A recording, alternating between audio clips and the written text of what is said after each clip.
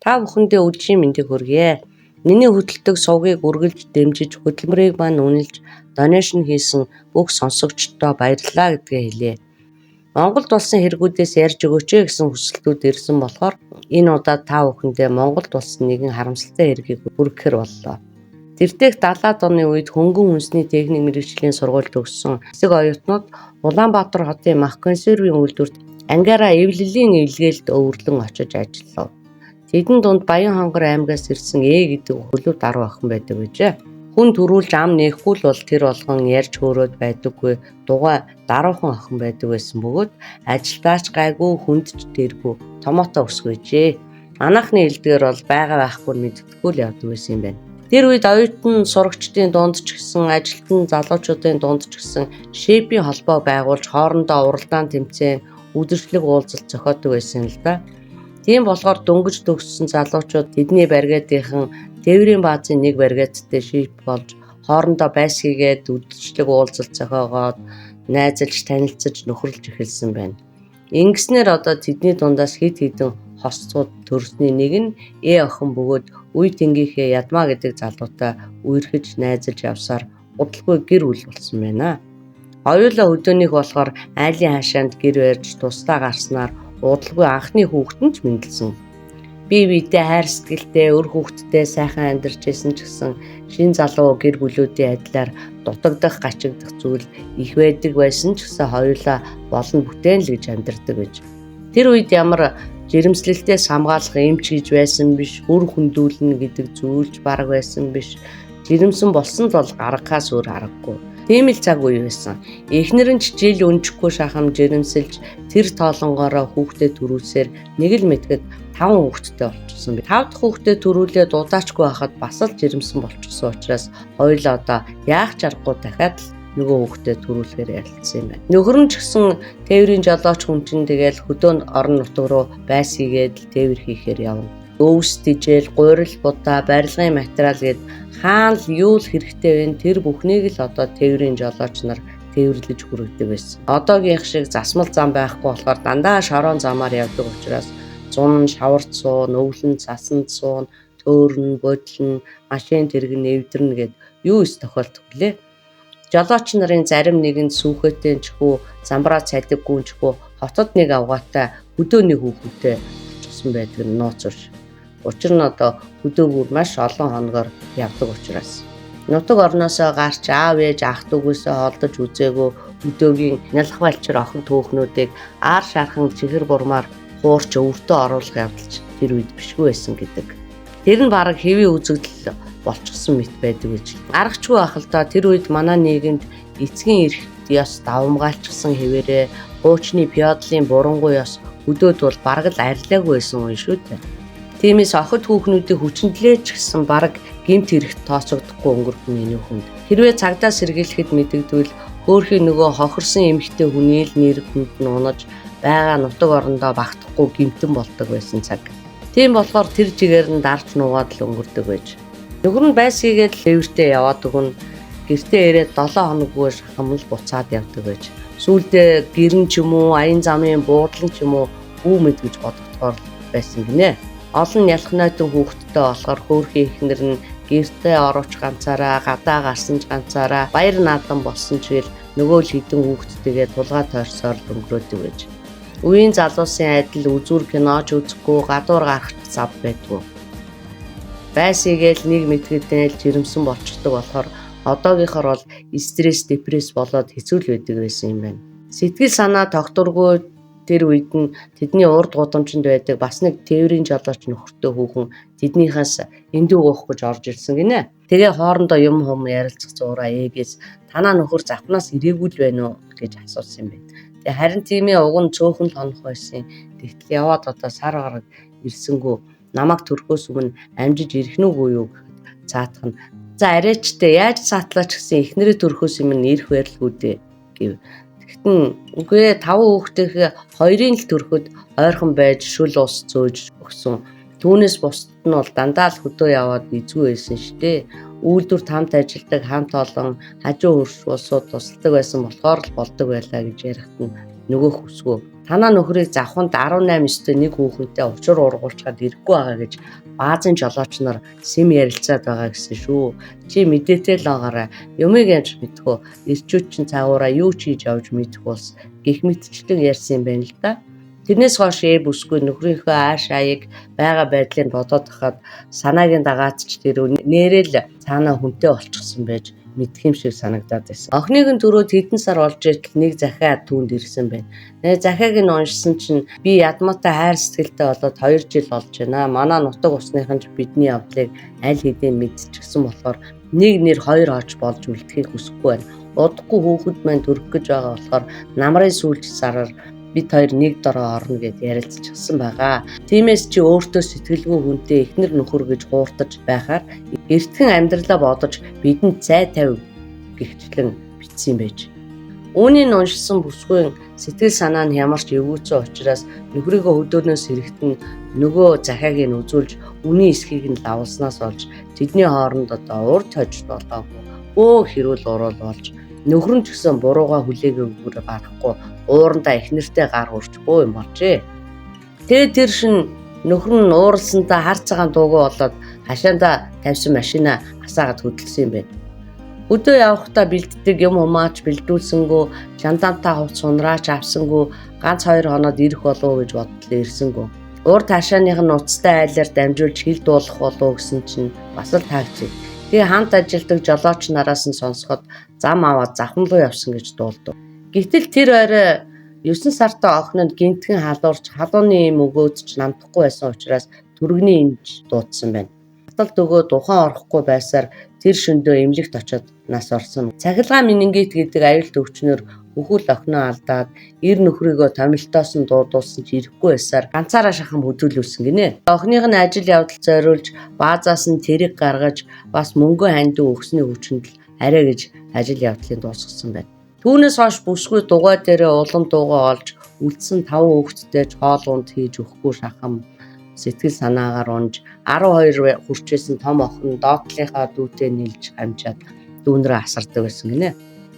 Тэгжээтэл нэг өдөр ээж нь дэлгүүр яваад ирээ гэж хэлж гараад тэр чигээрээ гэртээ ирэхгүй байсаар шүндүл болсон байна. Охин хүү хоёр хажуу айлдаа орж манай ээж өдөр гараад одоо болтол гэртээ ирэхгүй байна гэж хэлэхэд тэр хавийн уус амтнаж гайхаад тэр хүндээ нэг нэгээсээ сураглаж гудамжаар хайж агаад маргааш өглөө нь болохоор шийдээд тэг гэртээ харьцгаасан байна. Маргааш нөгөөдөр нь ч өсгүй гэртээ ирсэнгүү. Хүүхдүүд нь ээжигээ хайцсныг хэсгэн өгүүлэх боловч тэгээд тоглоо наадандаа болоод тэгсгээ мартчихдаг байв. Ойр хавийн улсуудаас 1-2 нь төлөөлж сэргийлэхэд очиж бүсгүй гинтхэн алга болсныг тэмдэглүүлв. Ядмаагийн ажил руу очиж мөн л эхнэр нь гинт алга болсныг дуулгаж харж хандах хөнгөө болж үлдсэн хэдэн хүүхдэд нь одоо эцгэд яаралтай очих хэрэгтэй байгааг нь хэлв. Тэр үед хүн болгонд ор бүртээ ажилтаа болохоор хорон ойрноос хэдэн хүн томилж ийш нь тийш нь өсгөх хайхаар явуулжээ. Өсгөн цээж зургийг цагдаагийн газраас ховлж угаалгаад энд тэнд наахаар болж тэр дагуу ганц нэг хүн сураг дуулгадаг ч гэсэн ихэнх л тэр кино театр тийм залуутай сугдаад кино үзээд явж бай. Ажилчны соёлын ордонд бүжгэнд орсон байна. Гихчлэн худлаа цуурч ийш нь тийш нь чулуу хөлөг их байдаг. Тиймээс хүмүүсийн хийсэн мөрөөр нь тэр болго явж очоод байх хэцүү. Тэгтэл 70 давхрын зүүн дэнжийн орчимд эмэгтэй хүн боож өгсөн байна гэсэн цуу яриа түймэр мэд газар авч сэргийлхийнхэн ч тэр даруй явж очиход нас бараад 2-3 хонж байгаа болтой эмэгтэй хүний цогцс байсан. Айл хөршийн улсаас нь төлөөлөл гаргуулж таниул гарах хэмжээ авахд хөөрхий бүсгүй мөн болох нь батлагдав. Зүгээр мөрөөрөө нас барсан биш өөрийгөө хорлож өгсөн болохоор ясын тавихч газар олдохгүй хэцүү байдаг гэж. Тэр үед амиа орлсон хүнийг эх орноосоо урвсан гэж үздэг байсан учраас улсаас оршуулах газар ч өгдөггүй байж л дээ. Албан ёсны газар өгдөггүй учраас заавал улсад мөнгө тушааж газар худалдаж авдаг байсан байна. Энэ мэт асуудал гарч итэл нөхөр ядмаач хөдөөнөөс ирж өнчирч үлдсэн хүүхдүүдээ хараад өөр нь эвдэрч гэмгүй эхнэрээ амиа орлож нас орсонд өөрийгөө буруутгаж ер нь л одоо маш ихээр униглаж харуулсан гэнэ. Тэр үед ядмаа маш их гутарч гуниглаж байсан болохоор баазынх нь удирдлагууд ар гэрээг нь харж үзээд тээвэрт явдаг ажлыг өөрчилж сэлбгийн нэрвийн ажилд томилсон байна. Хэдийгээр бааг цалинтай олж хөдөөхөр хэдэн сараар явахгүй өдрийн 8 цагаар ажиллаад байсан бол үр хүүхдээ өсгөж асрахт нь нэг талаар айтай боломж болсон юм байна л да. Эхнэр нь өнгөрөөд хэдэн сар болсон ч Ялмаагийн сэтгэл санаа тайвшрахгүй хിവэрэл байсан байна. Байсгийгээд мөнөөх 70 давхрын ингэрт бусдаас онцгой оршуулсан эхнэрийнхээ шарил дээр очиод хэдэн цагаар юу ч ярихгүй, юу ч дуурахгүй мэлрээд суучдаг байсан. Үүнийг нь анзаарсан оршуулгын манаач хүртэл хаяа очиж сэтгэл санаагийн тайвшруулахыг оролддог боловч тэрээр хүний үг сонсож байгаа үггүй нь мэддэггүй хар цагаан дуугүй байж байгааг буцдаг байсан. Ихэвчлэн хагас бүтэн сайнны өдрүүдэд энд ирдэг байсан бөгөөд 2-3 цаг сууж байгаад явдаг байж. Хамт ажилладаг байсан хүмүүс нь ч тэр ойр хавийн улсууд нь ч тэр ядмаагийн турж эцэж нүднээс гарч нүднийх нь харц бас цаанаал нэг аимшигтай ялталцдаг болсныг нь өөр хоорондоо гайхан ярилцаж яасан одоо тайлагддгүй ой гашуув үгсний хойноос өөхөх биш хэдэн хүүхдээ бодож өөрийгөө татаж аваасаа гэж ярьцгаадаг байв. Монгол хүн бол нёгийгээ нас барсахад 49 хоног 1 жил гэх мэтчлэн тодорхой өдөр судраар хүүхдийн газраа очиж эргэж тойрдог байсан болохоос биш байнга шахам очоод хажууд нь удаан суугаад тухлаад байдгүй учраас ядмаагийн энэ байдал нь бол хүмүүст нэлээд цээр болгоомж төрүүлж тэднийхээр орж гарах хүмүүс нь ч багассан байна. Хилээд учрлаад үг авахгүй байгаа хүнийг яалтаа билээ. Тэгэл тийм болохоор дор өрний амьдралтай хүмүүс чинь тэдний гэр бүлийг бол тэгсийгээл тоохоо болчихсон юм байна л да. Гэтэл нэг бүтэн сайнны орой шарилын газрын манаач сэргийлэх рүү уцтаад манай энд эхнэрийнхээ шарил дээр ирээд байдаг залуу өөрийгөө боомлоод нас орчихсан байна гэж мэдээлсэн байна.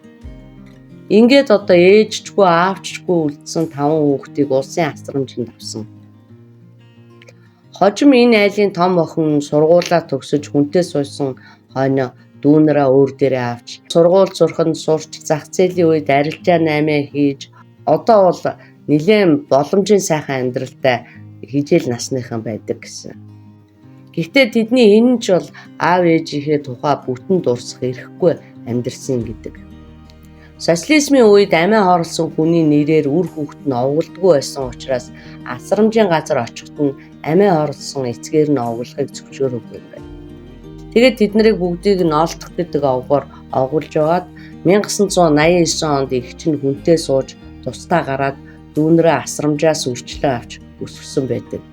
Тийм болохоор тэр үеэс бүгдээрээ том эгчийнхээ нөхрөөр нь овглох болж хүргэн ах эгч хоёрыгоо ч одоо өөрийнхөө аав ээжийг хайрлаж амьдэрсэн байдаг. Ядмаа гэдэг тэр одоо үнэхээр одоо хөдөө нутагт хүүхэнтэй завхаарч гэрлэх ёслох дээрээ тулж байсан ч юм уу үгүй ч юм уу гэдгийг бол хинч мэдэхгүй. За гэрэлдгүй юм а гэхэд бол зүгээргүй л явсан бол та. Сонсогч та бүхэн амиа оруулсан эхнэрийг нь мэдээж гуравдах байх л та. Гэтэ миний бодоход бол жил өнчгүй шахам хүүхэд дөрүүж тэр болгонд одоо нөхөр нь хажууд нь ч байхгүй болохоор нөхөргүй үншгэл ганцаарддаг байсан байна. Одоо үед эмэгтэйчүүд төрөх үедээ сэтгэл зүйн хямралд ордог гэж ярьдаг болсон шүү дээ. Тэгэхээр тэр үсгүүд ч гэсэн бас ойр ойрхон төрсөн юм чинь нэлийн архаг сэтгэл зүйн хямрал байсан байх. Тэгээд тэр дээр нь одоо хүүхдээ зуурдаар алдна гэдэг бол маш хэцүү. Цахилгаан менингит гэдэг бол маш цочмог үхэл төрөх өвчин учраас хэдхэн цохин дотор үхэл төрөх аюултай. Өглөөхөн одоо гар дээр нь эргэлж байсан хүүхэд нь гинт нүдэн дээр шахам нас барахад энд ч гэсэн их болсны хувьд өөрийгөө зүгж гашуудах мэдээж. Маш их цочирдож хүлээж авсан нь ч мэдээж. Тэр үед эв өсгийн хажууд одоо аав ээж ах トゥ гэх ойр төрлийн хүмүүс нь байсан бодвол зовлонгоос нь хуваалцаж сэтгэлийн тайвшруулах байсан байх л да. Гэтэл одоо хань болж байгаа ганц хүн нь одоо өөр эмэгтэйтэй холбогдсон гэдэг нь бүр одоо дайран дээр давс нэмж сэтгэлийн нэмэлтж хэнд ч хэрэггүй хэнд ч итгэж болохгүй гэдгийг ойлгуулсан бөгөөд эннээсээ болоод одоо цөхөрсөндөө амиа хорлоход хүрсэн байж. Ядмаагийн хувьд бол мэдээж өөрийгөө маш их буруутгаж таарна. Мэдээж ийм юм болсон хүний хувьд дахиад хүнтэй гэрлэнэ гэдэг нь одоо байхгүй болно шүү дээ. Бидний үед ч гэсэн бэлэвсэн эр хүнтэй хандлах 20-30-аад насны охид хүүхнүүд бол маш цөөхөн. Эхнэр нь амиа орлсон гэх юм бол гэрлэх нь бүвэл одоо нийгэм дээр мөрөөрөө амьдрахад ч гэсэн хэцүү. Тухайн цаг үед бол амиа орлож өгсөн хүний үр хүүхдийн ч өөд нь гаргадгүй, сургууль соёл олон нийтийн дунд ил хэлэхгүй ч гэсэн далд гадуурхалтанд маш их өртдөг байсан болохоор тэр хэрээрээ бол ядмаад хэцүү байсан. Үзэл суртал гэдэг зүйл маш хүчтэй нөлөөтэй байсан болохоор магадгүй одоо бүх насаараа өөрийгөө хорлсон хүний хүүхэд гэж хэлэгдэж, чичлэгдэж явна. Тэгснээс нэг мөсөн асрамжинд очоод овгоо солиод хүн шиг амьдрах гэж хүүхдүүдэд хайрлж бодсон ч юм билүү? Бүү мэд шүү дээ. Энэ хэрэг бол 1983 онд болсон бодит явдал бөгөөд тэр үеийн нийгмийн золиос болсон хэрэг ч юм болов уу гэж надад бодогцсон. Аль талаас нь бодоход гуравдах аргагүй ч юм шиг, эсвэл бүр үзэн ядаж ихшмээр ч юм шиг ийм нэг хэрэг байлаа. Сонсогч та бүхэн өөрийнхөө өнцгөөс тунгаан үзье. Чинээр сонсож байгаа сонсогчд маань лайк, subscribe марталгүй дараарай. Баярлалаа, баяр таа.